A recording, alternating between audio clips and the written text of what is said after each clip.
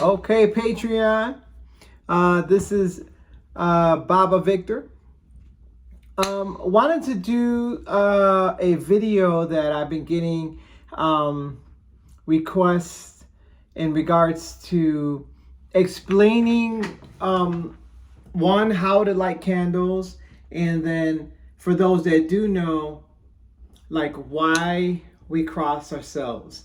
So for those that are privy, knowing the religion, whenever we light candles to a Legua or any Orisha, or really kind of any shrine, it's customary to kind of be like this. We cross, we put it down, and then we even kind of cross and light. And if we're lighting two candles, we cross, we sit down, and then we do the old, okay? And the reason that's a very fundamental thing that we do in the tradition. Is like the best kind of like how should I say, method to do it, and why we do it comes out. So everything that we do in the religion, in Ifa, in Orisha, tradition and practices, there's always some type of meaning behind it, some type of prayer, some type of odu, or some type of pataki to kind of like explain why and the history behind it. And there are prayers and signs that go along with it as well. So a formal prayer that a Babala would do, the actual prayer and song, goes like this, especially when we're lighting. Awoi koku, awoi itana mafunache. Orichayu, and I'm going to sing the song. Orichayu okoko, orichayu okoko. Elegua itana meji, lobe mio kanina. Orichayu okoko, ochinmiye. Ochinmiye, orichayu okoko, orichayu okoko. Elegua itana, lobe mio kanina, orichayu okoko. And then that's how we do it. And then we kind of cross and then we light, okay? It was a little hard because it's up high, but usually you're going down. You can light like that. And or if you're holding it for somebody, you can do like this, and you hold it for them, and then usually the other person will sit there and light it for you like that, and then they can go ahead and take it and put it down by the altar, by the shrine, or whatever. So what I said was awoi kuku awoi itana mafunache, okay? And orichai wo koko, orishai wo koko. Elegua itana lobemi okanarina orichai wo koko. All right, so what I'm saying is, first of all, in Yoruba, the term itana is candle. So if we're lighting to, let's say, Elegua or Ogun, for those who have the words Elegua, Ogun, or their Ikofa, their Orumila, or any shrine, the Babala or priest will say, Awoi koko, Orichai woko, Oricha woko, Elegua itana meji, Lobumi okan orina, Orichai woko. So you're asking that with the light, we are lighting you two candles, and with this light, when we are in our consciousness be open, to a better consciousness and give its light and illuminate us and giving light. It's involving an element that literally has light when there is darkness, and we are giving light to them to draw into a consciousness of enlightenment and illumination. And this is what we utilize for that. Okay, anything that brings light, the sun, the moon, all these natural sources of light have some type of ashe to bring light when there is darkness, which is enlightenment. Darkness represents the unknown. Darkness represents the fear, doubt. And when you give light to that, it sheds an understanding. It brings clarity. It's like when you're in a dark room and you can't see, you see a bunch of things, you hear a bunch of things, you might smell a bunch of things. You turn that lights on, everything becomes clear. Right? You know exactly what was behind that. You know exactly what was making that noise, and that presence that you felt, and the direction and the things that you want to do in life. So lighting candles is an important way to venerate, honor certain energies, whether they be Egun, which are ancestors, or Orisha. All right. So why do we do that? Why do we do the practice of crossing and all of that and saying that prayer? Awoi koku, awoi itana, mafunache. So awoi koku, so that is the Babalawo of death. Iku is death. So there was a Babalawo that lived in heaven, and then the awoi itana, the Babalao named Itana. The Babalao, there was a candle of the Babalao of the earth and of heaven, like this. His brother has passed and he was up there.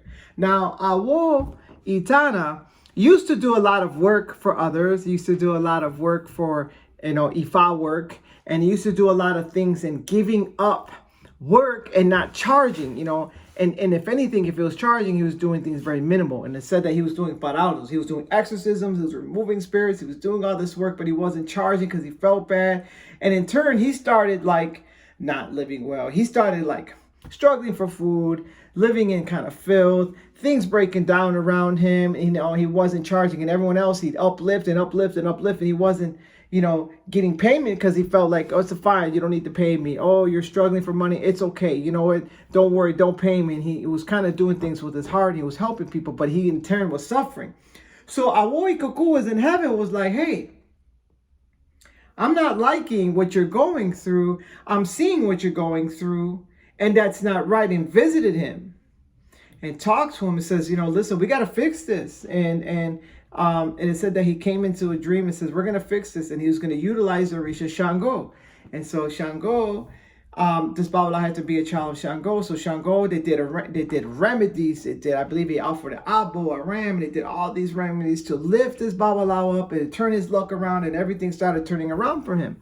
And he warned him and he told him, Awoi Kuku told the Awoi Itana, said, listen, you're going to be lifted up, and I want to see you lifted up. But when you do, learn your lesson. Charge people for what you're doing. Give value to your work with, monetary value, and put a price and put a value, put a cost, because it shouldn't come for free.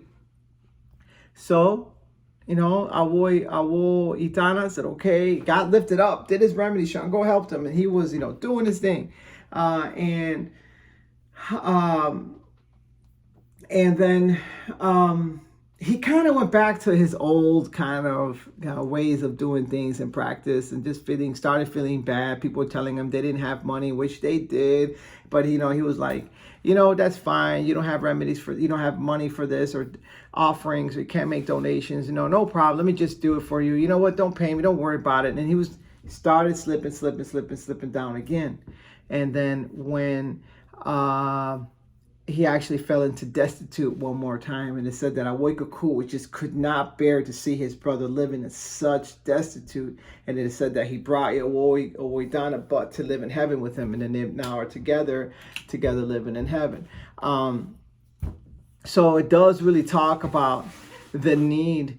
One, that's why we say that prayer, Awoi Kuku, Awoi Itana Mafuna Che.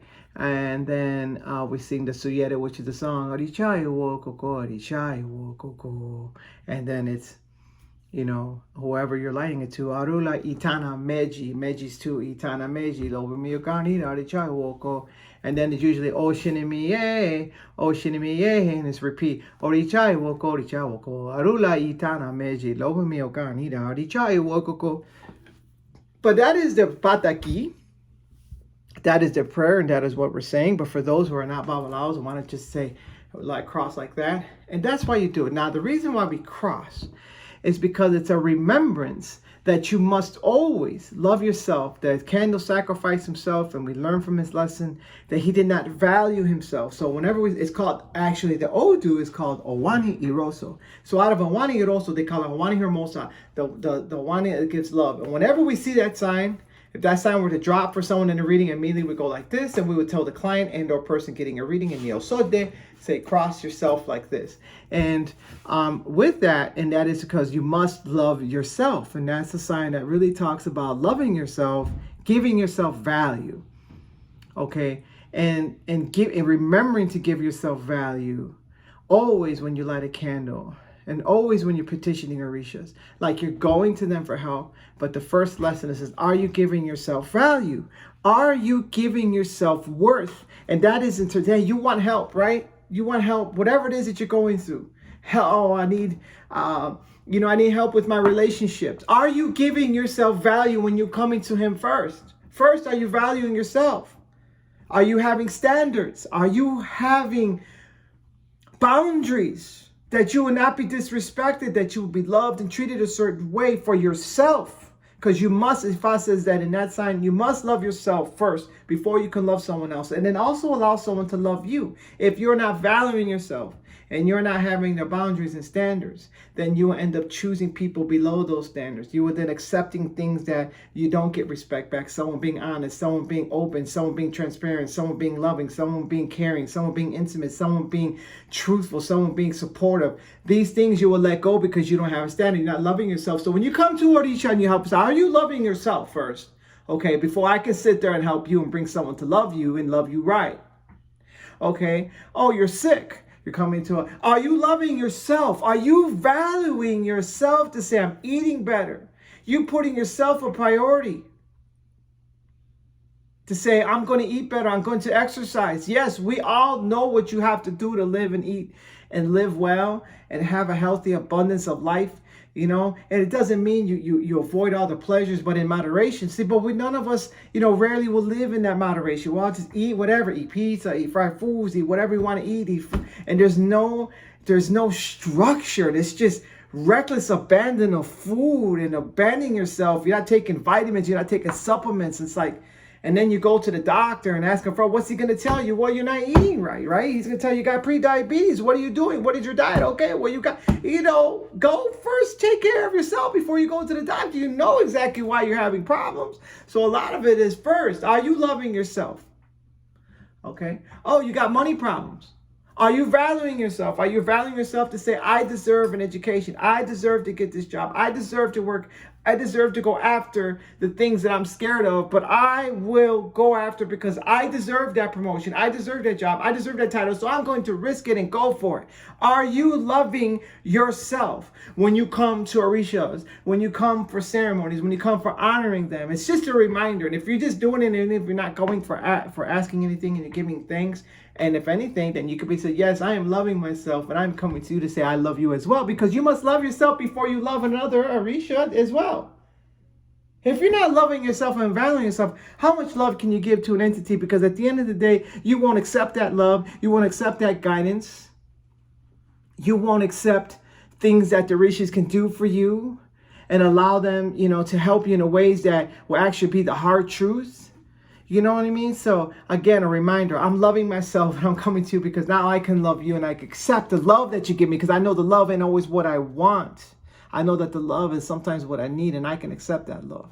Because you know what? When you spoil a child, when you give that child everything they want, yes, eat candy for breakfast. Yes, do that. Yes, eat chips before you go to bed. Oh, have some pizza at midnight. You're hungry? Yes, don't worry. You don't need educate. Would you do that?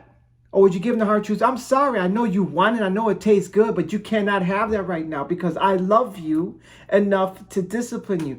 I love you enough to tell you, take this away from you that gives you this momentarily pleasure, and I need to give you something much deeper. And that's that tough love that hurts. This person isn't for you.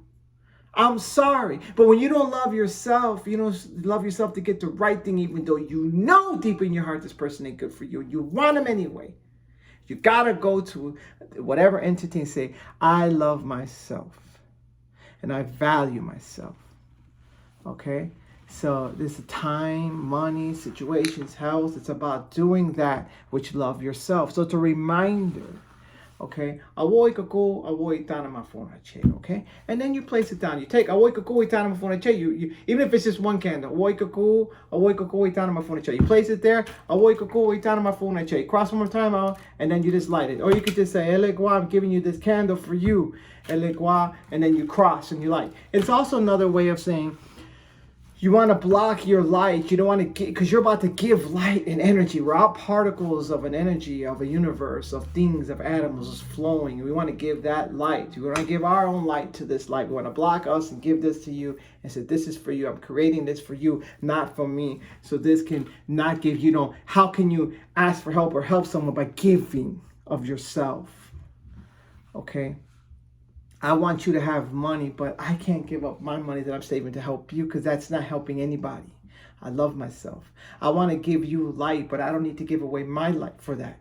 We can we have we have ways to give you light. So we're gonna block that form of energy. All right. So that's what it is in the sense of why we light the candles. That's a really deep look into it. Most will say, oh, you cross that, you must love yourself, blah blah blah blah, reminding you, okay, but it's deep, and it's deep, and it's a message in there of why we have to do that and why it is good to just cross that is for protection. There's also another pataki why we don't blow out candles with our own light. There's a whole pataki for another time.